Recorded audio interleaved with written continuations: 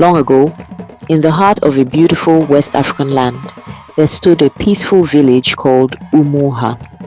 The village was surrounded by tall palm trees, fertile farmland, and a great sacred forest. At the center of Umuoha was a large market square, and whenever the drums began to play, everyone knew that something special was about to happen. For generations, the people of Umuoha had gathered there to watch the masquerade. The masquerade was not feared, it was loved. The people believed it was a guardian of the village. Whenever the masquerade appeared, the drums became louder. Children danced, women clapped, men sang. The masquerade moved through the square with powerful, graceful steps. Nobody ran from it, nobody feared it. To the people of Umuoha, its presence meant protection. They believed that as long as the masquerade danced, evil would stay away from their homes. But nobody knew that one day the same masquerade would become the greatest terror the village had ever known. At that time, Umuoha was ruled by King Ezeako. King Ezeako was a powerful man. He wore magnificent burgundy robes, heavy coral beads, and a golden crown.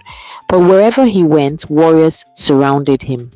His guards carried spears, his warriors carried swords, and everyone knew that questioning the king could be dangerous.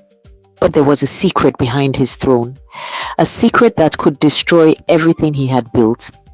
Before Ezeako became king, another man was destined for the throne. His name was Mestoko. Mestoko was respected by the chiefs and loved by the people. He was known for his kindness, wisdom, and courage.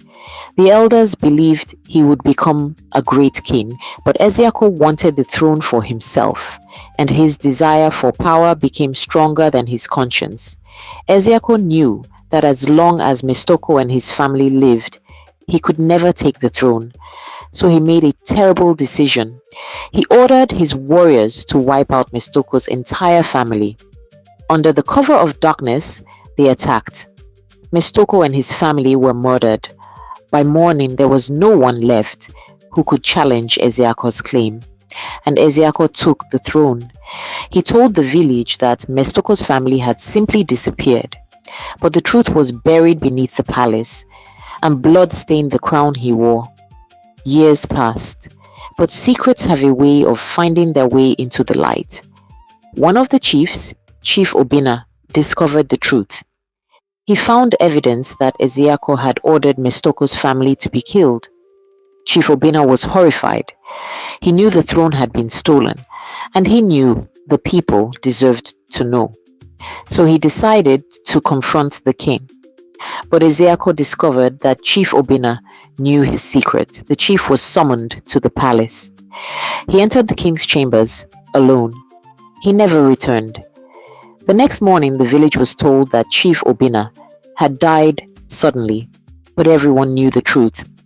The king had silenced another voice, and once again, fear fell over Umuoha. There was only one person in Umuoha who was supposed to reveal hidden truths, the village seer. But the seer was loyal to the king.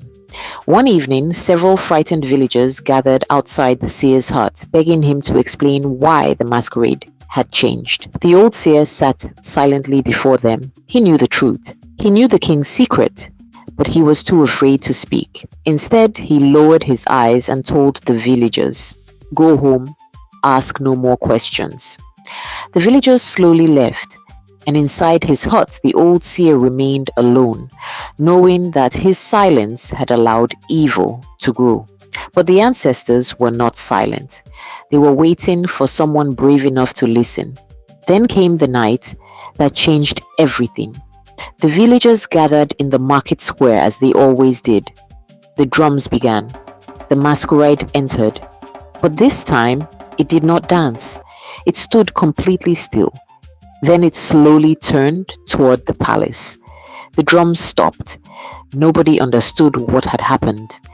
That night, the masquerade disappeared into the darkness, and when it returned, it was no longer the protector they remembered. The following night, a farmer walking home heard footsteps behind him. He turned. Nothing. He walked faster. The footsteps followed. Then he saw it, the masquerade, standing in the middle of the road. The farmer screamed and ran, and from that night forward, the people of Umuoha stopped trusting the darkness. The masquerade began appearing everywhere, on roads, near homes, inside the forest, and whenever it appeared, someone suffered. The guardian of the village had become its greatest fear. King Ezeaco became furious. He ordered his warriors to find the masquerade and destroy it. The soldiers entered the sacred forest with spears, swords, and torches. The villagers waited. They heard shouting. They heard running. Then silence. The warriors never returned. The king sent more. They also disappeared. For the first time, fear entered the heart of King Ezeaco. It was during this dark period that a young man named Namdi returned to Umuoha. Namdi was only 22, but he possessed a gift that frightened even the elders. He could see things before they happened. One morning, he warned a farmer not to cross the river. The farmer ignored him.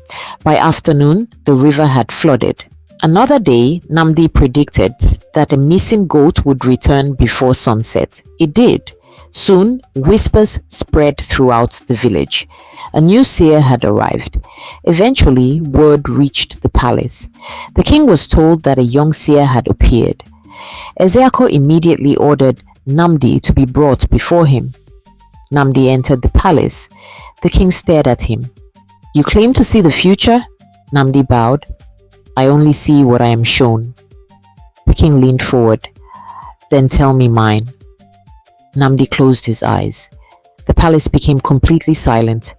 Then he opened them. He looked directly at the king. "Your Majesty, you will die in 3 days." The king's face changed. He stood up angrily. "What did you say?" Namdi remained calm. "You have 3 days." The king demanded to know what would kill him. Namdi hesitated. Then he said, "I see blood, and I see the masquerade." The king became furious. He accused Namdi of trying to frighten him. But deep inside, Ezeaco was terrified. He remembered the masquerade. He remembered the blood he had spilled. And when Namdi mentioned blood, the king immediately believed the masquerade was coming for him. So he gave another order. "Find the masquerade. Kill it." That night, the king's best warriors entered the sacred forest. They carried spears. They carried swords. They carried fire. The villagers watched from a distance. And then they heard shouting, metal striking metal, and finally, silence. Not one warrior returned. The masquerade had defeated them all, and the people began to wonder whether the masquerade was truly attacking the village or whether it was hunting something else. On the second night, King Ezeaco could not sleep. He walked through his palace surrounded by guards. Every sound frightened him. Every shadow made him turn. Then he heard drums. Boom, boom, boom. The king slowly walked toward the window. Outside the palace stood the masquerade. It was completely still, watching him. Then the third day came. The village woke unusually quiet. Nobody knew whether Namdi's prophecy would come true, but Namdi knew. He walked toward the market square and looked toward the palace. Then he whispered, "Today, the truth will return to where it belongs." That afternoon, the king was surrounded by his guards, but suddenly one of the palace doors opened by itself. Ezeaco froze. Then he heard a voice. Ezeaco. He knew that voice. Chief Obina. The king stepped backward. "No!" The voice came again. Ezeaco. Then the king saw them. Mestoko, his family, Chief Obina, the people whose blood he had spilled. They had returned. The king ran from the palace. He ran through the streets. He ran past his guards, and he ran into the market square. But when he reached the center, he stopped. The masquerade was waiting. For the first time, King Ezeaco stood without his throne, without his warriors, without his gods. He was simply a man facing the consequences of his actions. He fell to his knees. "Please!" But the masquerade did not move. Nnamdi stepped forward. He looked at the king. "You thought you could silence every voice. You killed those who knew the truth. You stole a throne. And you spilled innocent blood." The king trembled. Nnamdi continued, "But the dead do not need a mouth to speak." The people finally understood. The masquerade had not simply become evil, it had become the reflection of the evil that had entered their village. The prophecy had been fulfilled. 3 days had passed, and King Ezeaku lost his life. The man who had spent years hiding behind warriors could no longer hide from the truth. His crown fell, his throne was empty, and the secret he had buried for years finally came into the light. After the king's death, the chiefs searched the palace. Hidden beneath the throne, they discovered old documents, names, orders, records, everything the king had tried to destroy. The evidence revealed the truth. Mestoko had been the rightful king. Ezeaku had murdered his family and stolen the throne. At last, the village knew. After the truth was revealed, the people of Umuoha gathered beneath the ancient Iroko tree. For the first time in many years, they spoke Mestoko's name openly. The elders told the younger generation about the man who was meant to be their king. They spoke of his kindness, his courage, and the family that had been taken from them. That day, Umuoha did not celebrate the death of Ezeaku. They celebrated the return of the truth. That night, something unusual happened. The masquerade walked alone to the place where Mestoko and his family had been buried. It stood there silently. The wind moved through the trees. Then the masquerade lowered its head, as if paying respect. The people watching from a distance finally understood. The masquerade had never wanted the people of Umuoha to suffer. It had only wanted justice. And now that justice had been done, its anger was gone. The following morning, the village drummers returned to the market square. The first drum beat echoed across Umuoha. Boom! Then another. Boom! And slowly people came out of their homes. Children ran through the streets. Women began to sing. Men gathered around the square. For the first time in years, the sound of the drums meant joy again. And when the masquerade appeared, it danced. From that day forward, Nnamdi became the village's new seer, but he never allowed the people to worship him. Whenever they called him powerful, he simply smiled.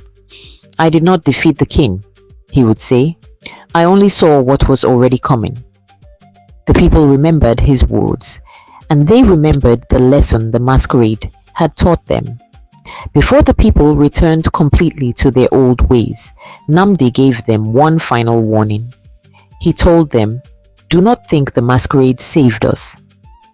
The villagers looked at him. He continued, "The masquerade only reminded us of what happens when people allow evil to rule in silence. If another unjust king comes one day, do not wait for the spirits to speak. Speak for yourselves." The elders nodded, because they understood. Silence had allowed Ezeaku to become powerful, and silence had almost destroyed them. Years later, whenever the drum sounded in Umuoha, the children would gather in the market square. They would watch the masquerade dance, and the elders would tell them the story. They would tell them about a king who stole a throne, about a chief who discovered the truth, about a young seer who saw the future, and about a masquerade that became terrifying when justice was denied.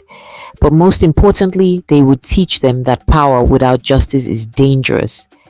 Because a person may silence a village, a king may silence his chiefs, a ruler may silence a seer, but no one can silence the truth forever. And whenever the masquerade danced beneath the moon, the people of Umuoha remembered. Their ancestors were watching, The land was listening, and the masquerade would never forget.